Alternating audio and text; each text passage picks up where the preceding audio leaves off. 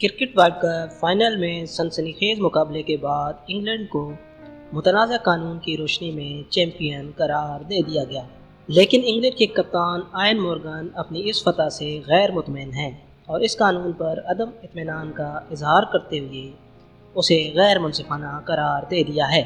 تفصیلات کے مطابق ورلڈ کپ کے فائنل میچ میں مقابلہ مقررہ اوورز میں ٹائی رہا، جس کے بعد پہلی مرتبہ فائنل میچ کا فیصلہ سپر اوور میں کرانے کا فیصلہ کیا گیا، لیکن شائقین کرکٹ اس وقت دم بخود رہ گئے جب سپر اوور میں بھی مقابلہ ٹائی ہو گیا اور انگلینڈ کو میچ میں زیادہ باؤنڈریز لگانے کی بنیاد پر چیمپئن قرار دے دیا گیا۔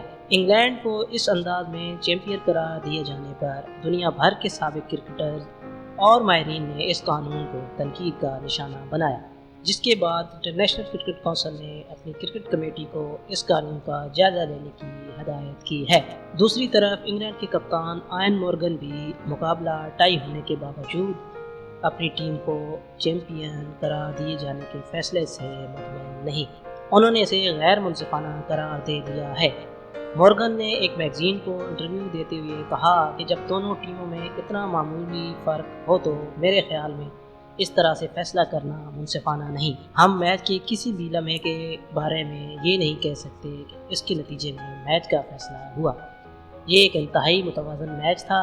واضح رہے کہ میچ کے فائنل اوور میں بین سٹوکس نے شاٹ کھیل کر 2 رن بنائے، لیکن فیلڈر کی تھرو پر گیند ان کے بیٹ سے لگ کر باؤنڈری کے پار چلی گئی اور یوں انگلینڈ کو 6 رن ملے۔ بعد ازاں سابق امپائر سائمن ٹوفل نے نشاندہی کی کہ امپائر سے میچ کے دوران غلطی ہوئی اور جب گیند سٹوکس کے بلے سے لگ کر باؤنڈری کی جانب گئی تو امپائرز کو 6 کی جگہ 5 رن دینے چاہیے تھے۔ اگر ایسا ہوتا تو انگلینڈ کی جگہ نیوزی لینڈ کی ٹیم چیمپئن بن گئی ہوتی۔ آئی سی سی کے سالانہ اجلاس کے دوران چیف ایگزیکٹو کمیٹی نے کرکٹ کمیٹی کو ہدایت کی ہے کہ اس سلسلے میں کوئی بہتر قانون یا راہ تلاش کرے۔